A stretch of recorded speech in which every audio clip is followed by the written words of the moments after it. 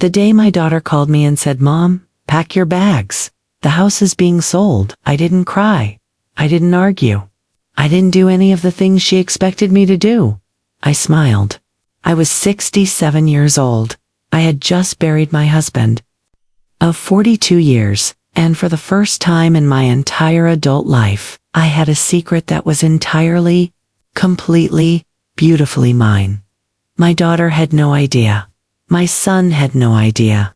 My sister, who cannot keep a secret to save her soul, had absolutely no idea. And I had every intention of keeping it that way. Here's something nobody tells you about grief. Sometimes, right in the middle of it, when you're surrounded by funerals you didn't ask for, and people saying things like, "He's in a better place," something inside you wakes up. Something that's been asleep for a very, very long time. That's what happened to me. And this is that story. My name is Margaret. Most people call me Maggie, and I want to be very clear about something before I even begin this story. I am not the hero of every chapter of my own life. I made choices that look questionable from the outside. I kept secrets I probably should have shared. I smiled at a moment when most people would have cried. But if you'll sit with me for the next half hour or so, I think by the end, you'll understand exactly why I did every single one of those things. I grew up in Hartford, Connecticut. Middle-class family. My father was an accountant. My mother was a school teacher who quietly, persistently, believed that what women really needed was a good husband and a clean kitchen. I loved her for exactly who she was, and I spent 40 years accidentally becoming her. I met Robert when I was 24. He was 29. He was tall, confident, wore suits like he'd been born in them, and he walked into a room the way some men do, like the room had been waiting for him. I was dazzled. Completely, embarrassingly dazzled. We were married 11 months later, and then, for the next 42 years, I was Robert's wife. I want to say that clearly, because it's important. I wasn't just Robert's wife, I was a mother. I had friends, I had a life, but in the core of how I moved through the world, how I made decisions, how I thought about money and travel and the future, I was Robert's wife first. And everything else second. That was my choice. I'm not asking for pity, I'm just telling you the truth. Robert was a good man. I need you to understand that, because this is not a story about a bad man. He didn't raise his hand. He didn't run around. He worked hard. He provided for our family in ways that, frankly, I never fully appreciated until I had to figure out how to pay property taxes by myself. But Robert was also, how do I put this? Decisive. He decided where we lived. We moved 5 times in 15 years because his firm needed him somewhere new, and we moved. Every single time. He decided where we went on vacation. I suggested Paris once. I'd always wanted to see Paris, and he said, "You'd hate it, Maggie. Too crowded, too expensive. We're going to the Cape." And we went to the Cape. We went to the Cape 11 times. He decided how we invested our money. Now, to be fair, Robert was very smart about money. He was a corporate attorney, he understood finance, and he grew our savings into something genuinely substantial. I have no complaints about the numbers, but I also never knew exactly what those numbers were. He handled the accounts. He handled the investments. He gave me a household allowance, and I know how that sounds. And yes, it sounds exactly like what it was, and I managed the house with it. And that was the arrangement. I never questioned it. That is the part that, looking back, I find most remarkable about myself. I never asked. We had 2 children. Claire, our daughter, is 44. She's a real estate agent in Phoenix, very successful, very type A, very much her father's child. And then there's Daniel, our son, who lives in Portland, Oregon, grows his own vegetables, and sends me the most beautiful handwritten letters that I treasure more than he will ever know. Daniel cried at the funeral for 3 days straight. Claire organized it in 72 hours flat. They are their father's children, and they are my children. And I love them both in this specific, complicated way you love people who have seen you at your worst and your most invisible. By the time Robert and I had been married 30 years, we had settled into each other the way old houses settle, a little crooked. A few drafts you learn to live with, but structurally sound. We weren't passionate. We weren't unhappy. We were comfortable. And comfortable, I have learned, is both the greatest gift and the most dangerous word in the English language. Because comfortable means you stop looking out the window. Robert died on a Tuesday in October. He had a heart attack. His second one, the first, had been 3 years earlier, which gave us what the doctor called a warning. Robert took the warning seriously. He changed his diet. He exercised. He did everything right. And then on a perfectly ordinary Tuesday, he kissed me on the cheek, picked up his briefcase, walked to the car, and was gone before the ambulance arrived. I don't have words for the days that followed that feel adequate, so I'm not going to try too hard to find them. I'll just tell you that grief is enormous. It's physically enormous. It takes up space in your chest that you didn't know was available. You breathe around it. You eat around it. You sleep when you sleep, at all around it. And it doesn't matter if the marriage was complicated or simple or somewhere in between. 42 years is 42 years. The man knew where I kept the Tylenol. He knew I can't sleep with the ceiling fan going. He knew I cry at commercials, and he never, not once, made me feel stupid about it. 2 weeks after the funeral, I sat across from Robert's attorney, a man named Gerald, who I have known for 20 years, and who has the energy of a very tired golden retriever, and I listened while he read the will. And then I listened a second time, because I wasn't sure I'd heard correctly. Robert had left me, in addition to the house, which I already knew about, a life insurance policy and a series of investment accounts totaling just under $1.4 million. I did not know about the investment accounts. I genuinely, truly, completely did not know. Gerald, to his credit, had the grace not to look surprised that I was surprised. He simply slid a folder across the desk and said, "Maggie, he updated these accounts 18 months ago. He wanted you to be taken care of." I sat there holding that folder and I thought two things simultaneously. The first thing I thought was, I loved you, you stubborn, careful, devoted, infuriating man. The second thing I thought was, what do I do? Now, here is where the story gets complicated. And interesting. And I'll admit, a little bit fun.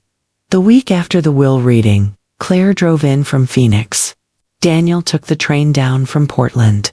And we all sat at my kitchen table, the three of us, in the house that Robert and I had lived in for 19 years, and we talked about what comes next. Claire had opinions. Claire always has opinions, and again, I say this with love, because she gets it from her father, and it served Robert very well, and it serves Claire very well, and I have always admired it, even when it exhausts me. Her opinion was this: the house should be sold. It's too big for me alone. The market is strong right now. I could move into something smaller, something more manageable, maybe a condo, maybe closer to one of them. She said all of this with complete confidence and complete love. She was not being cruel. She was being Claire. Daniel said, "Mom, whatever you want to do is what we'll support." And then he cried a little, and I loved him for both of those things. I listened. I nodded. I said, "Let me think about it." I did not mention the investment accounts. I don't know exactly why I didn't, not in that moment.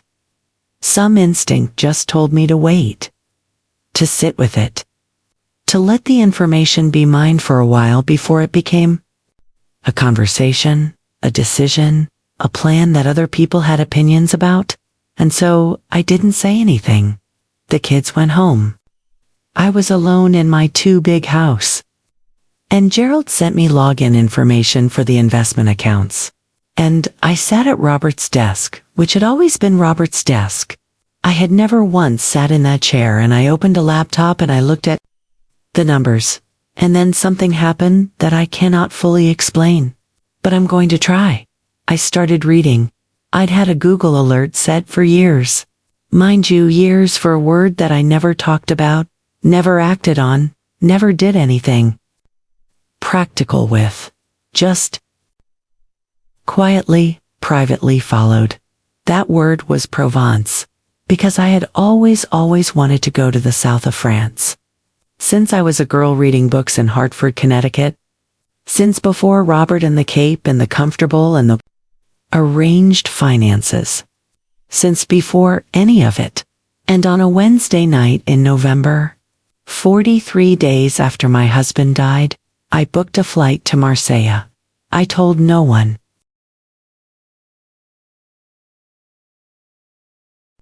I want to be honest with you about what I expected from that trip. I expected to spend 10 days feeling terribly guilty that I was enjoying myself while I was supposed to be grieving. I expected to feel lost. I expected to cry in bistros and feel very cliché about the whole thing. I did none of those things. From the moment the plane began its descent over the Mediterranean and I saw that blue, that impossible, specific, heartbreaking blue that photographs cannot capture, something in my chest that had been clenched for 42 years just let go. I rented a small car at the Marseille airport. The woman at the rental counter gave me a map, an actual paper map, which I loved, and I drove north into Provence with the windows down and absolutely no plan. Soft laugh at the memory. On the third day, I got slightly lost outside a village called Valençol. If you don't know Valençol, and before that trip, I certainly didn't. It sits on a plateau in the Alpes d'Haute-Provence region, and in the summer it is carpeted in lavender that stretches in every direction as far as you can. See, I was there in November, so the fields were bare. Stubble and gray-brown soil in the old stone, farmhouses sitting among them like they'd grown there, and I pulled my little rented Renault to the side of a dirt road. And I got out, and I stood there in the cold November air that smelled faintly of lavender even in winter, and I breathed.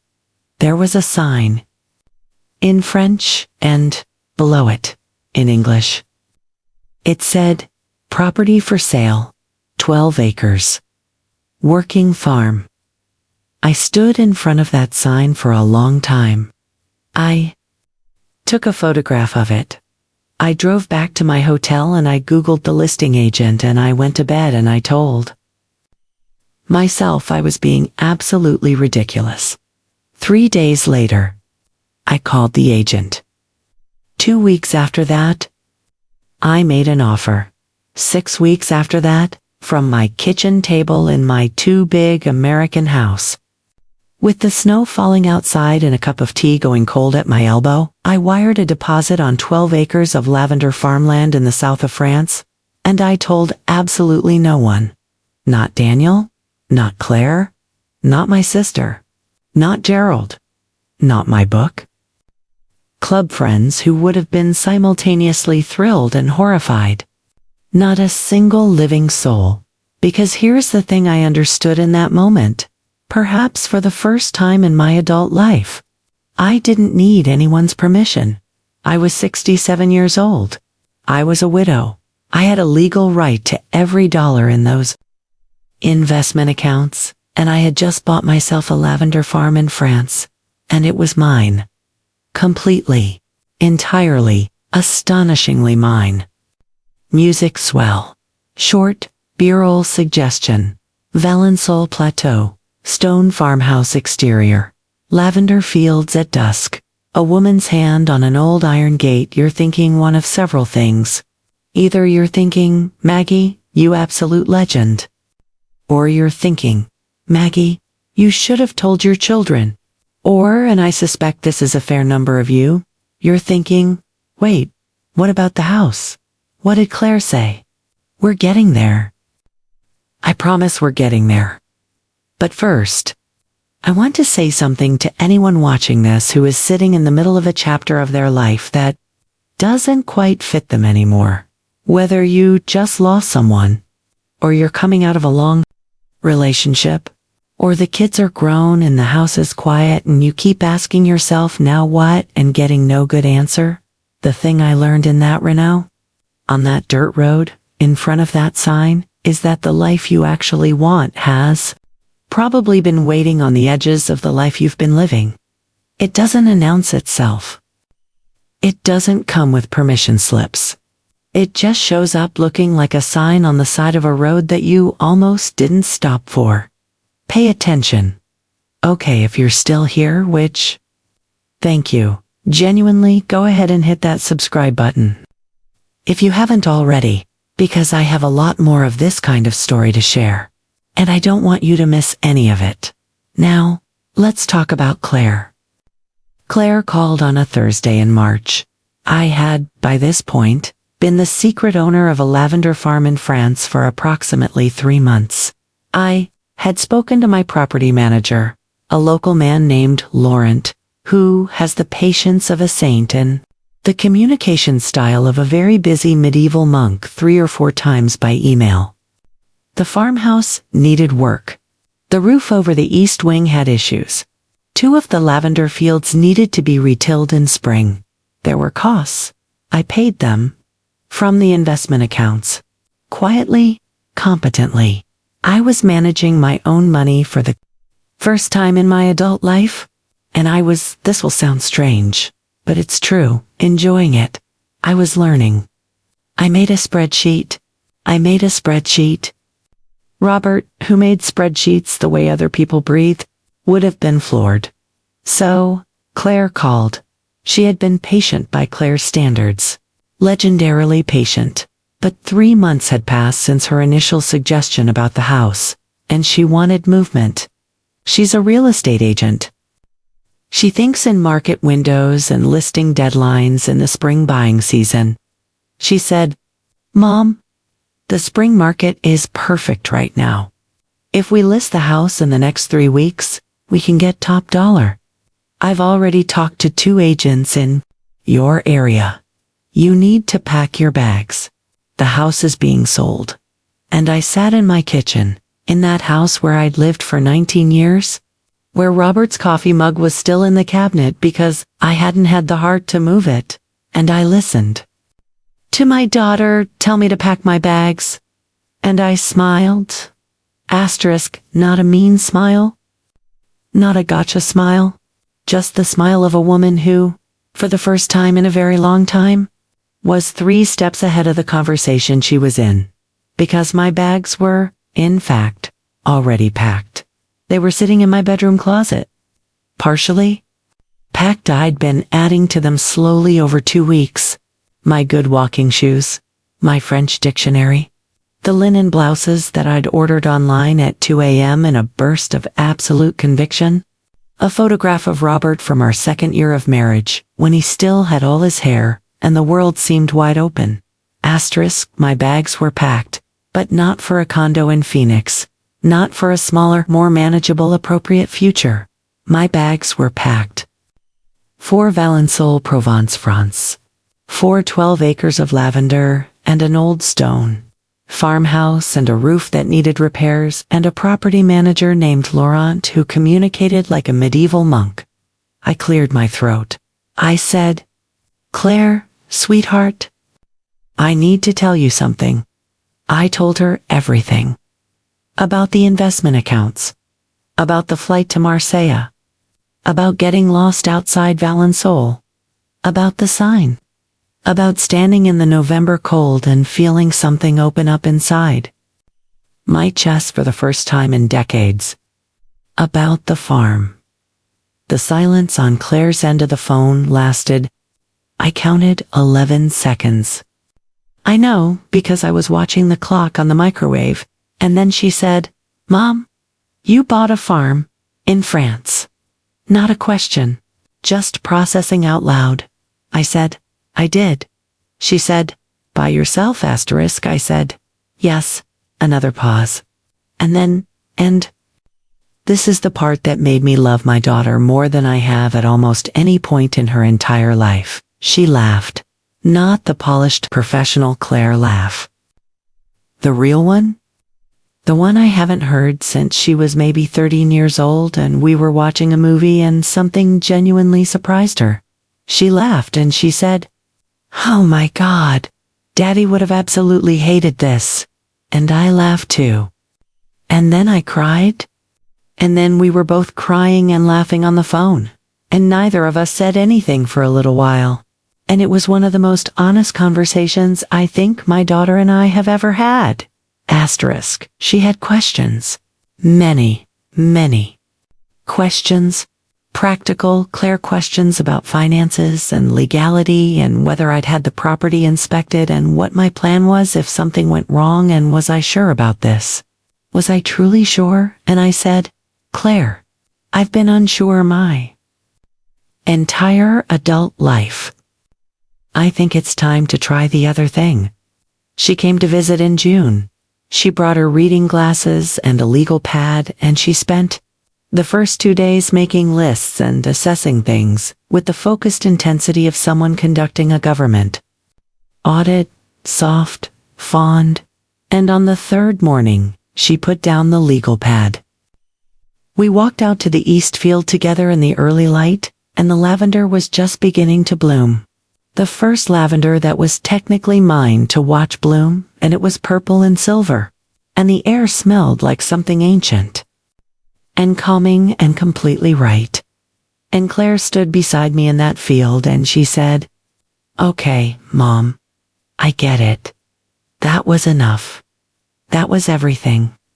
I've been here 2 years now. The roof over the east wing got fixed. Laurent, my property manager, turned out to which I communicate like a medieval monk and make the best cassoulet I've ever eaten in my life, which I consider a fair trade. I have learned enough French to manage at the market, order with confidence at restaurants, and argue about prices in a way that the locals seem to find both irritating and charming. This feels like progress. The lavender, once you understand it, once you actually stand in a field at 4 in the morning in July, when the light is just coming up and the bees are beginning their day, is the most extraordinary thing I have ever witnessed. I say this as someone who has watched her children be born. It's different, obviously, but it is not nothing. I've made friends. Real friends, not dinner party friends, not neighbor friends, but the kind you make when you're somewhere strange and you have to be honest about who you are because you don't have a history to hide behind. I'm telling you this story, all of it. There's a British woman named Helen. Every piece of it. Because I think there are a lot of women watching this right now from mine who have their bags makes pottery and swears like a sailor. Not for France. Maybe for a degree you never finished. A business you've been sketching on napkins for 15 years? A conversation you keep putting off? A version of yourself you keep saving for later, for someday, for when the timing is better and the children are settled and the house is quieter and the world gives you a clear sign. Here is the clear sign. I'm it. Asterisk, you do not need to wait until your husband dies. You do not need to inherit money. You do not need to be 67. You do not need 12 acres in the south of France or a medieval monk for a property manager. You need to decide that the life you actually want is worth the conversation it might require. You need to stop asking for permission from people who love you but cannot live your life for you. And you might. You might need to stand on the side of a dirt road in November and look at a sign that seems completely impossible and, instead of getting back in the car, take a photograph. My daughter still calls me every Sunday. We argue about the roof repairs. She sent me a succulent plant for Christmas that Laurent managed to kill in 3 weeks, and we have decided this is his only real flaw. Daniel visited in April with his partner. They stayed for 2 weeks. On the last morning, Daniel stood in the lavender field in his bare feet and said, "Mom, this is the most like yourself I have ever seen you." I've been thinking about that sentence ever since. 40-2 years. And it took a lavender field in France for my own son to see me clearly. I genuinely hope it doesn't take that long for you. Thank you so much for watching. If this story meant something to you, share it with someone who needs it. Leave a comment, I read every single one. And subscribe, because I'm not done talking. And I have a feeling you're not done listening. I'll see you in the next one.